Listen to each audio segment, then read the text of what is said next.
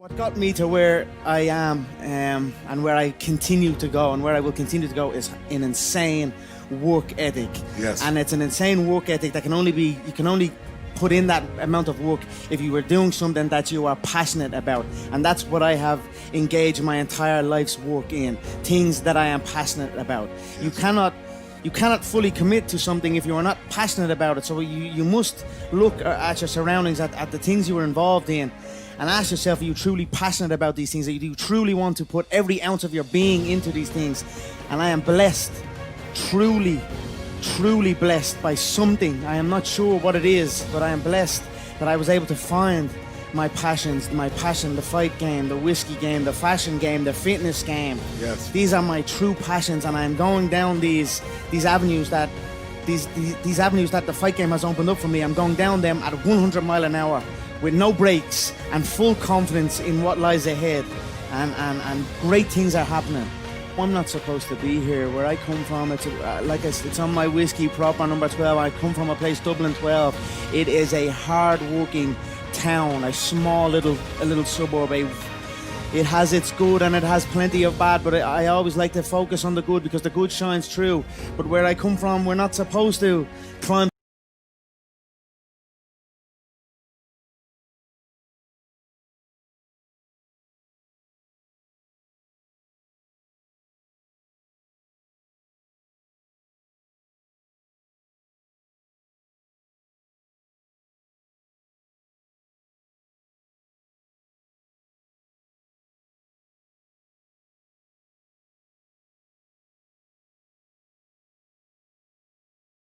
building sites cold and damp, and I was like looking around at the fully qualified people on the site, and their postures not right, and that was not me.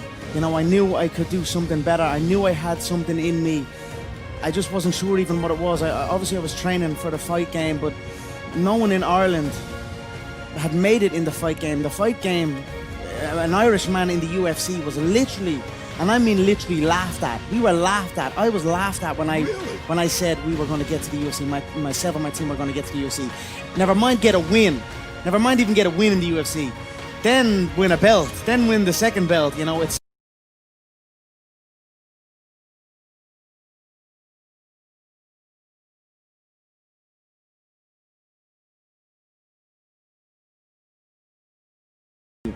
I feel to be at the pinnacle of any game, in whatever you do, you've got to be a little bit gone to it. You're not all there.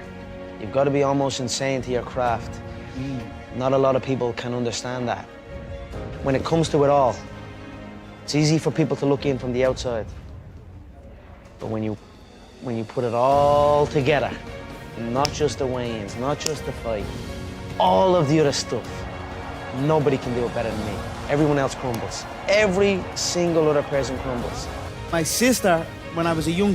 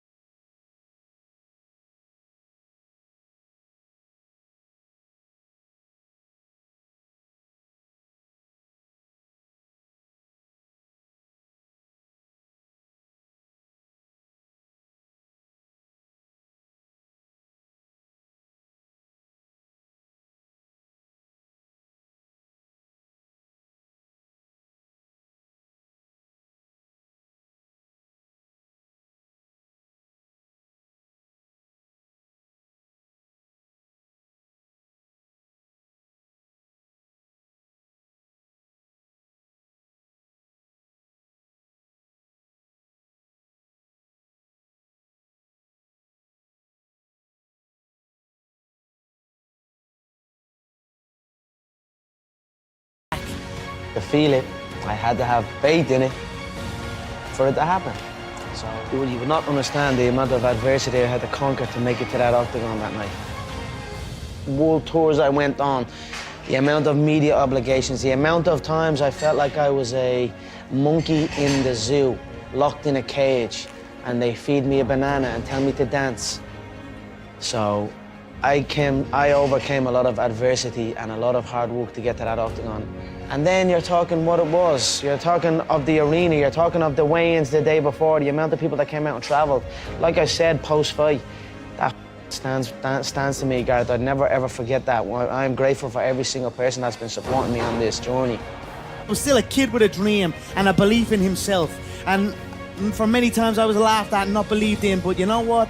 Nothing external can defeat the internal. The only thing that can take someone down or break you down is internal. Nothing external is strong enough. It's just about making sure your internal dialogue and your internal belief in yourself is strong enough that it can withstand the external. The external is there. You've got to accept it. You've got to embrace it. You've got to understand it and be aware of it.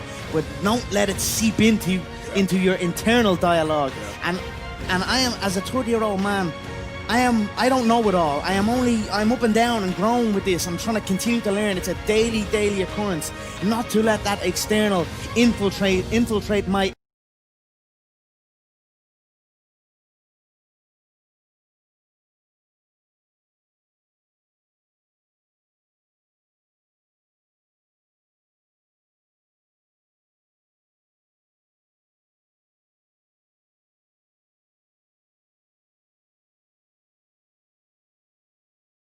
I'm very confident now, and my engine is keep building. As long as I keep on it and try and not slip and keep motivated. I think like if your lack of commitment is almost an insult to the people who believe in you, and that's what I'm trying to tell myself. I said there's people who believe in me, so this is what I'm telling myself right now today. There's people that believe in me, and me having this half commitment.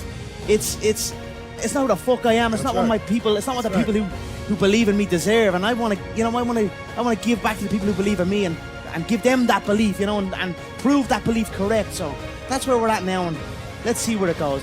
I was not necessarily a tough growing up, but I was a hard worker, and I was you know what? I was smart. That's what I was. So I knew what I needed to do. I needed to learn combat sport. I needed to learn martial arts, gain confidence in surroundings, and then rise up, and that's what I done. I can do what I've been dreaming of doing, giving back to the people who have given so much to me.